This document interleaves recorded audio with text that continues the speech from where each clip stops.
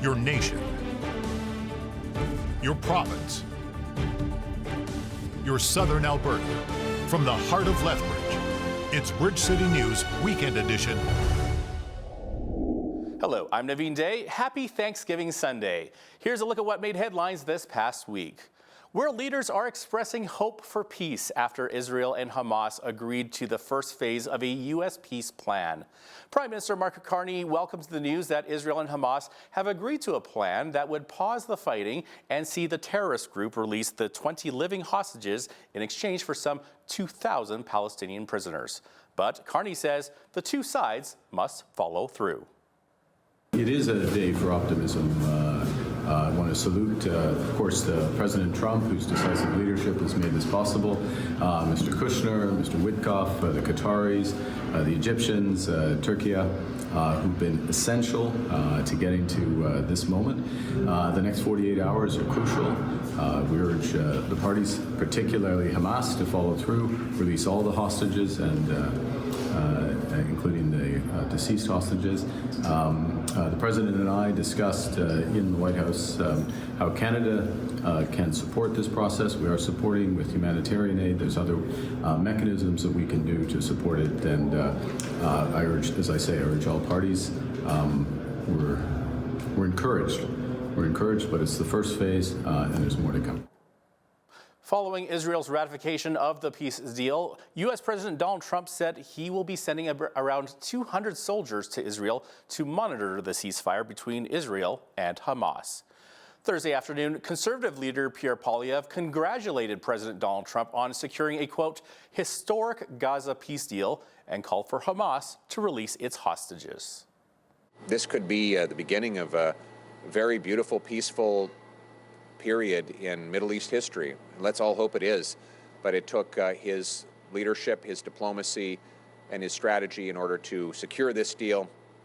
And it is up to Hamas now to respect its side, hand over all of the hostages, and disarm itself, stay behind the line, and allow the peace to go forward.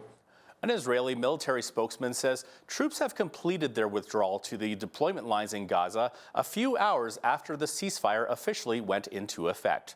Earlier, an Israeli security official speaking on the condition that he remain anonymous told the Associated Press that the military would control around 50% of Gaza in their new positions. Under the deal, Israeli troops have withdrawn to new positions, and all 48 hostages still in captivity are expected to be released in exchange for 2,000 Palestinian prisoners. Two Freedom Convoy leaders were breathing a huge sigh of relief Tuesday in an Ottawa courtroom. Tamara Leach and Chris Barber are not going to jail. They were both given conditional sentences after being convicted of mischief for their roles in the 2022 protest movement that gridlocked Ottawa's downtown core for several weeks. Both have been sentenced to 12 months of house arrest and another 6 months abiding by a strict curfew. Barber and Leach must do 100 hours of community service as well. There was applause and standing ovations in the courtroom after the sentences were announced. The government is still trying to seize Barber's truck, known as Big Red. He will be back in court virtually to deal with that in November. According to Toronto Sun columnist Brian Lilley, the sentence from Justin Heather Perkins McVeigh was still heavy-handed. Let's remember that both Tamara Leach and Chris Barber were charged and convicted with mischief. 18 months is still too harsh of a sentence when you look at what people get for serious crimes in this country. Far too harsh. Should they have received something? Well, based on precedent, yes, something, but not 18 months. And I know their supporters will say they shouldn't have received anything. This was great. This was wonderful. Well, they did break the law, and we can't argue that fact. It's just, how does the law respond to that? The Crown, in this case, wanted a 7-year sentence. The Crown asked for a 7-year sentence on this. That is beyond ridiculous. In Alberta news, teachers walked off the job on Monday with all 51,000 of them now on the picket lines. Last month, members of the Alberta Teachers Association overwhelmingly rejected the government's latest offer, which included a 12% pay raise over 4 years and a government promise to hire 3,000 more teachers to address class sizes. Teachers and their supporters gathered for a rally outside the legislature last Sunday, saying it's clear they're looking for, despite Premier Smith's claim that the union is disconnected from what frontline educators want. My mom is a teacher, or retired teacher, and I support her, and I've also worked in public education, and it's just severely underfunded, and the UCP is not doing a great job with it. And the kids deserve more, and so do the teachers and everyone else that works in schools. It's pretty clear to me. I think it's something that we've been asking for many years, and not only looking for the raise, but looking for conditions in classrooms that actually allow us to do our job the way it's meant to be done. The ATA says they have initiated a formal bargaining meeting with the Teachers Employer Bargaining Association and the mediator for this Tuesday. Finance Minister Nate Horner says the government is happy to return to the table and expects the union to have an offer to present. That same afternoon, as teachers went on strike, the Alberta Teachers Association was notified that teachers are going to be locked out as of October the 9th. The ATA said that was expected, and despite that, talks with the government are continuing. The shockwaves of the strike action have been felt throughout the province, including here in Lethbridge, with students and parents expressing mixed emotions. A group of students gathered outside Winston Churchill High School to rally support for their teachers and say they plan to remain there every day for as long as the strike may last.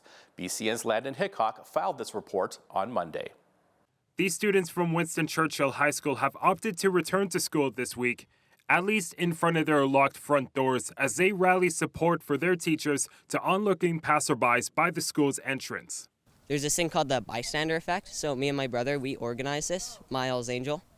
And so, yeah, we organized this because we didn't really see any action being taken. And it feels good supporting our teachers because they really need it in this time. Class sizes are huge.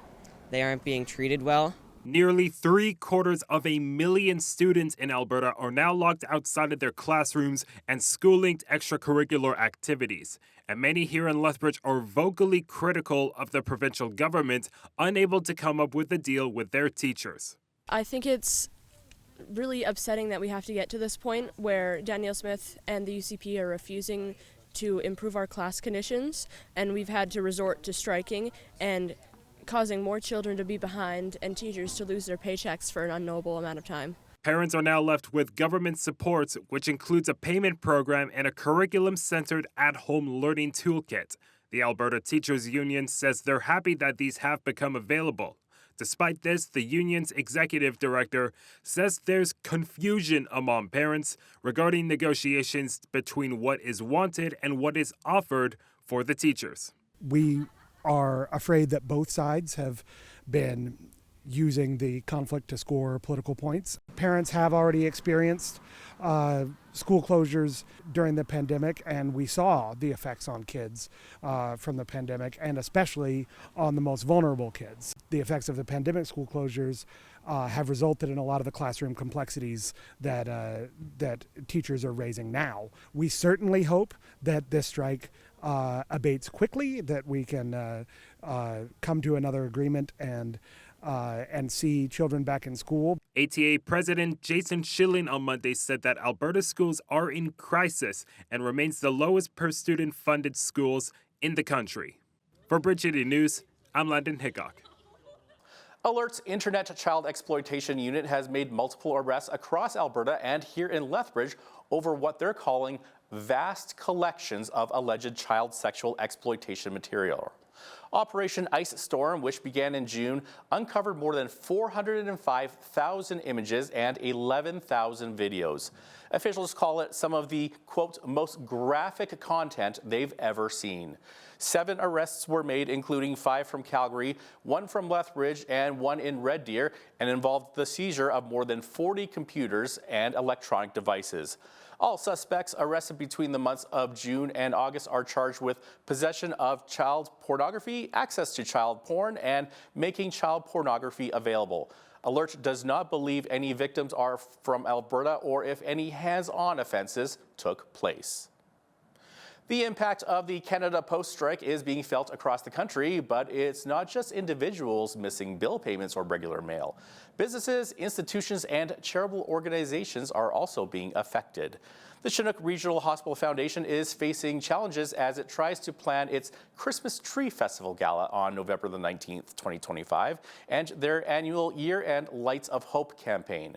This campaign raises critical funds for equipment, special projects, and programs that directly benefit patients and families at Chinook Regional Hospital and throughout southern Alberta.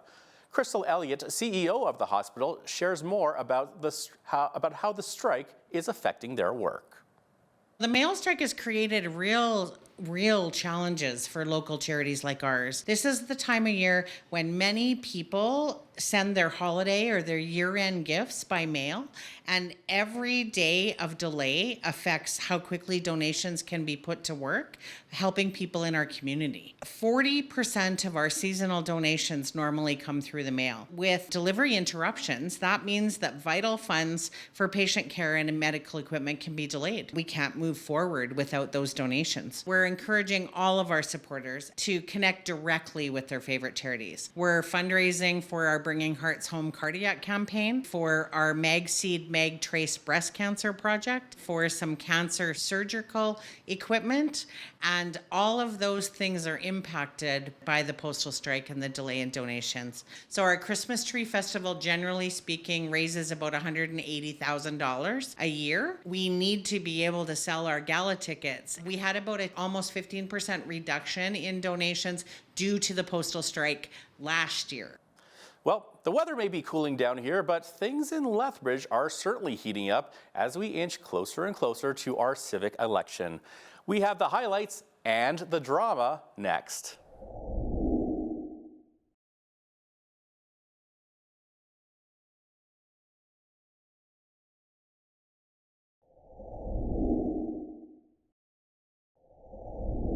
Welcome back. We begin this part of our show with coverage of Lethbridge's upcoming election. Mayoral candidates face some tough questions from the public in a forum held by the Lethbridge Public Library on Tuesday night. As BCN's Landon Hickok tells us, it was a high-spirited event provided with thought-provoking solutions to local governance. Incumbent candidate Blaine Hagan will now have to fight to keep his seat, as within short notice he will be facing 3 candidates vying for the spot of Lethbridge mayor: Quentin Carlson, Michael Petrakis, and Ryan Meny. All 4 faced a series of questions from a panel of local media, which included our very own Jeanette Roche, plus more from attending residents, many with their own concerns and queries. I think it went really well. A lot of great questions, and some, I mean, they're tough questions, but this is what we need to expect. We need to expect there's going to be tough questions, and I learned a few things of communication. I appreciate a lot of the questions that were asked. I appreciated the turnout as well, that it was pretty much a full room. We have a responsibility to show up here, and for me, it's the greatest honor and the greatest duty to do so. New candidate Ryan Meny changed his bid last minute from city councillor to mayor before the deadline for candidate submission was up. A former 2-term city councillor for the city of Campbell River, British Columbia, he says his platform aims to lower taxes, create public safety, and build the ever-contested 3rd bridge across the Old Man River Valley. You know, there's so much potential for Lethbridge. We're in an okay place right now. I say that because we still have the hard-hit manufacturing sector with over 4,000 job losses that haven't been addressed by anyone directly and openly. And again, we want to champion that. As a mayor, I want to find whatever I can do to help those people, keep them in this community, and find the resources that they need to find that next job and stay here as a great resource and the people that make this city great. Quentin Carlson says he wants his campaign to bring in more accountability from city officials and to create public trust, as well as to make the city more affordable to live in. As for Michael Petrakis, one of his main priorities for Lethbridge is to develop self-sustaining economics to prevent investments from flowing outside the municipality. The most important thing to do is elect someone who's planning on reinvesting in our community to create actual economic prosperity that's regenerative and self-sustaining, because the big corporations, they want to create our dependency on them. And the exact same thing with investing in regenerative industries so that we don't depend on these multinational corporations, because it's going to come back and bite us in the ass. Throughout the night, most questions and rebuttals seemed to target Higgin and many the most, involving their policies and some past controversies. We're all here to do what best we can for our community, and anyone there can do that. And I'm not going to discount them, because I just know that I can hit the ground running from day one, and I already have the relationships built with the provincial and federal level. And from day one, we're not going to lose any momentum. We're going to keep rolling forward. For Bridge City News, I'm Landon Hickok. BCN was unable to speak to Quentin Carlson at the conclusion of the event. Tuesday's mayoral forum also shed light on a brewing controversy surrounding the naming of what is now the visitlethbridge.com arena. A member of the audience raised the issue of an alleged conflict of interest involving Mayor Blaine Higgin. At issue is the claim that the city approved $400,000 in destination marketing fees to pay for the naming rights of the arena. The program manager for visitlethbridge.com is Shilpa Stalker, a longtime supporter of Higgin. Visit Lethbridge is also a supporter of yours via the Mayor's Barbecue and invites to the Chuck Wagon races on the community dollars. As well as Shilpa is a donor of yours specifically. Did it occur to you that it could be a conflict of interest to rename the arena of the Sportsplex to visitlethbridge.com, considering your personal relationship with Shilpa? There's absolutely zero conflict of interest. If there was, it would have been challenged from my colleagues, or somebody would have wrote in if there was a conflict of interest. I don't know why it would come out now, years later, literally. We have an organization that does incredible work within our community and does that work without the cost to taxation. So I know a question is asked by someone that is highly supportive of probably increasing funds to another organization, but they're under review right now, and we're going to look exactly to make sure that the dollars that are going to those organizations are benefiting the community of Lethbridge. The next day, visitlethbridge.com fired back at mayoral candidate Ryan Meny, accusing him of raising this issue in an unsolicited email being sent out to voters. The online platform, which is operated by the Lethbridge Lodging Association, took exception to Meny's suggestion that it's a private interest group representing big hotel chains. The association says it's made up of a mix of locally owned and branded hotels that collectively employ thousands of Lethbridge taxpayers, generate millions of dollars in annual economic activity, and play a vital role in supporting local events and tourism initiatives that benefit the entire community. The group has formally requested that Mr. Meny issue a correction and apology to all recipients of his unsolicited email. After Tuesday night's forum, Meny admitted he has faced some backlash over these emails. I have a team that is collecting email addresses for people throughout our region. Their methods, they share with me that, we were putting out a blast. Where they get those individually, I can't say. I've actually been shocked by the response of people who don't want to be communicated with. I've been shocked by someone who reached out and wanted to confirm, and I was very easily able to show them, well, your email's actually on the internet, and here's where I got it, and it was that's how we found you in that case. But also being transparent, city clerk said you can continue to communicate with people. Just the way you phrase it, and specifically the footer of your emails, there's regulations around that.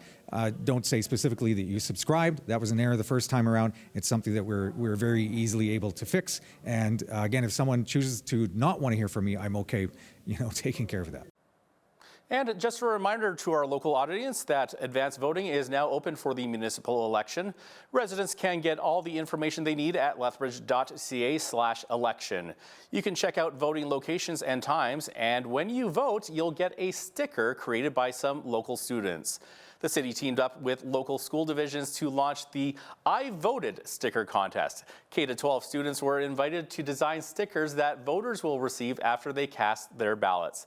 6 different winning designs have been selected and will be available at voting stations. Can't wait to see what they look like.